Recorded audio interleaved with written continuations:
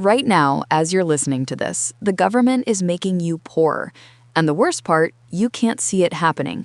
$200 sits in your bank account. Today, it has value, but 6 months from now, that same $200 won't buy what it does today. Why? Because someone somewhere just got rich at your expense. This is the Cantillon Effect, and once you understand it, you'll never look at money the same way again. Most people think inflation is just something that happens like the weather, random, unpredictable, fair. But it's not fair. It's rigged.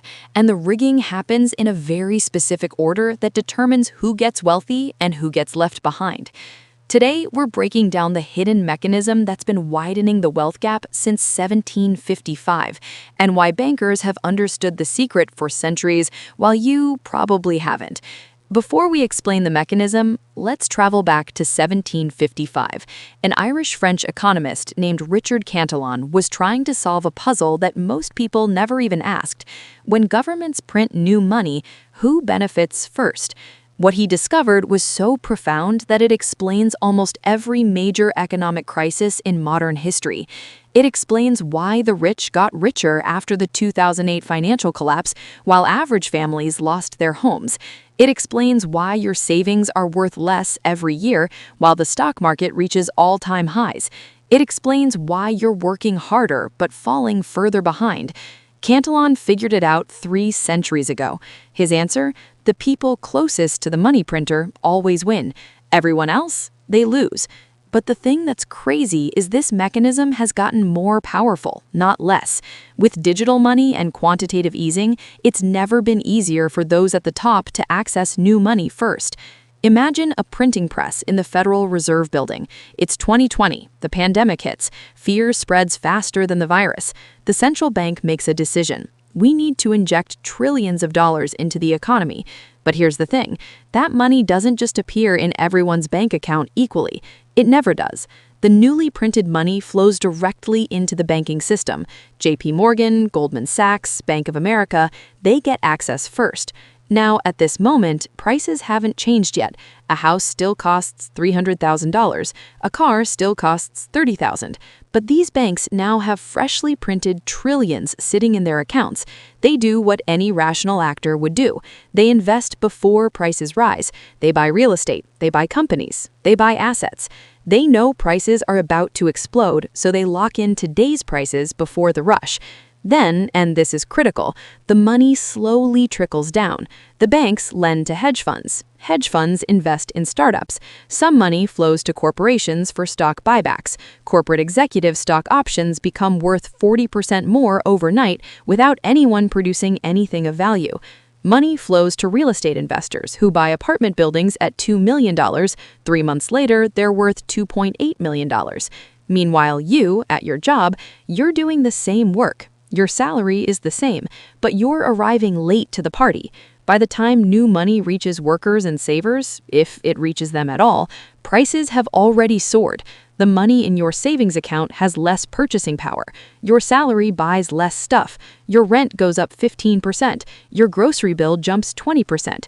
You feel poor. You are poor, even though you haven't done anything wrong. And the most infuriating part, the government and mainstream media blame you. Stop being lazy, stop buying coffee, stop eating avocado toast, as if your personal spending habits created a $1 trillion printing mechanism you have zero control over. But now you see it. You understand the game. The closer you are to the money printer, the more you win. The further you are, the more you lose.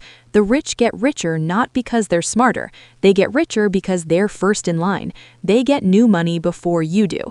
They buy assets before prices rise. By the time you save up enough to buy, they've already made 40% gains. This isn't theory.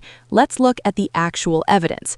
Between 2008 and 2024, the Federal Reserve expanded the money supply tenfold, from $2 trillion to nearly $20 trillion. If that new money was distributed evenly, everyone should have gotten richer. But that's not what happened.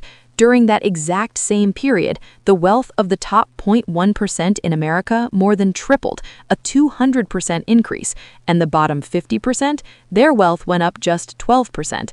Let that sink in. The ultra-wealthy saw their money multiply by 3. The average person's barely grew. Worse, real wages for the average worker have been flat for 30 years. You're working just as hard as someone in 1994, but your paycheck buys less. This isn't an accident. It's an economic principle called the Cantillon Effect. Here's how it works.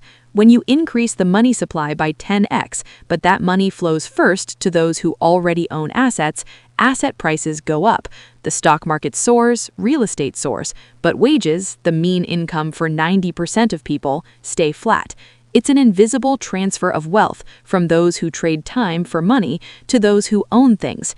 And what's scary is that this is accelerating. In the past, this process took months. Today, central banks create trillions in a single meeting. Digital money moves at light speed. The printing never stops. We even saw a version of this in crypto when Bitcoin launched in 2009, right after the Fed's first major injection.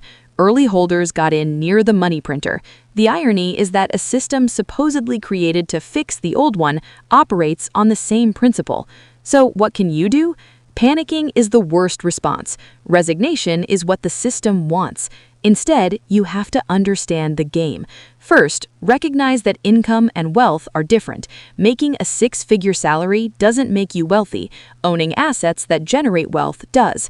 This means you have to stop thinking only like an employee and start thinking like an owner, even on a small scale. When you own an asset, a piece of a company, a piece of real estate, you benefit when the currency gets weaker. Your assets become worth more in dollar terms. This isn't about blaming yourself for falling behind. It's about understanding that the financial system is designed for people closest to the money printer to win. The problem isn't your work ethic. The problem is the mechanism. And here's the uncomfortable truth. Money isn't neutral. It is a mechanism for transferring wealth from those furthest from the money printer to those closest to it. Every time the government prints money, every time there's an emergency injection, wealth is redistributed, and it almost always flows upward. While you're waiting for the system to change, the system is changing your reality. Your purchasing power declines. Your ability to afford a home diminishes. Your savings depreciate. The Cantillon effect is real. It's been real for 270 years, and now that you know how it works, you have a choice. You can ignore it and hope things work out, or you can actually understand how money works and make decisions that protect you. That's the real education they don't teach in schools. If you're starting to see the hidden architecture of wealth, then you need to understand the deeper mechanics of how money and power really work. That's what we're building here on this channel. Every single week, we break down the behavioral finance concepts, the psychological tricks, and the system mechanics that the wealthy already know, but that they never teach anyone else. Hit subscribe so you don't miss the next layer. Thanks for watching. I'll see you in the next one.